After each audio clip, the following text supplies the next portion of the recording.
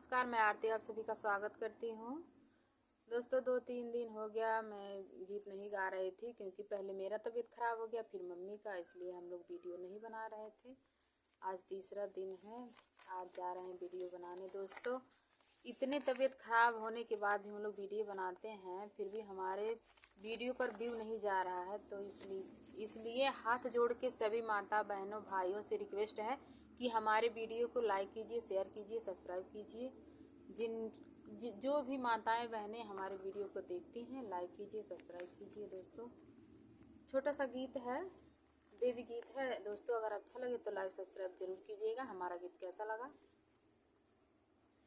लेहड़ा की भवानी माता, लेहड़ा की भवानी मैया, बस दूर देसवा हो मयरिया हमरी ना, हो मयरिया हमरी ना। राउर टेढ़ी बा डगरिया हो मयरिया हमरी ना, राउर टेढ़ी बा डगरिया हो मयरिया हमरी ना, राउर टेढ़ी बा डगरिया हो मयरिया हमरी ना। चलत चलत मैया, चलत चलत मैया, पैर बिरैले हो मयरिया हमरी ना, हो मयरिया हमरी ना। कष्ट हर तू महारनिया हो मयरिया हमरी ना, कष्ट हर तू महारनिया हो मयरिया हमरी ना। लेहड़ा की भवानी मैया, बस दूर देसवा हो मयरिया हमरी ना, हो मयरिया हमरी ना। कष्ट हर तू महारनिया हो मयरिया हमरी ना।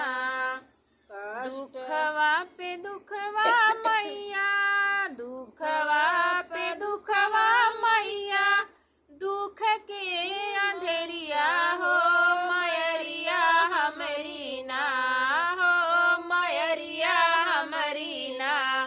कर तू सुख के सवेरवा हो मयरिया हमरी ना, कर तू सुख के सवेरवा हो मयरिया हमरी ना, कर तू सुख के सवेरवा हो मयरिया हमरी ना।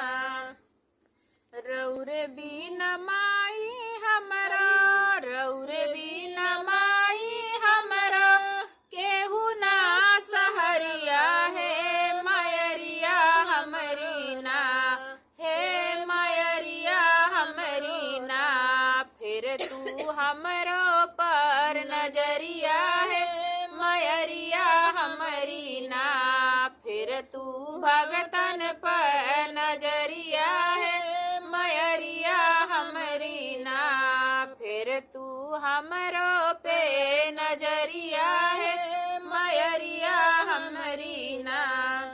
लेहड़ा की भवानी मैया, बस दूर देसवा है मयरिया हमरी ना, है मयरिया हमरी ना। राउर टेढ़ी बा डगरिया है मयरिया हमरी ना, राउर टेढ़ी बा डगरिया है मयरिया हमरी ना, राउर टेढ़ी बा डगरिया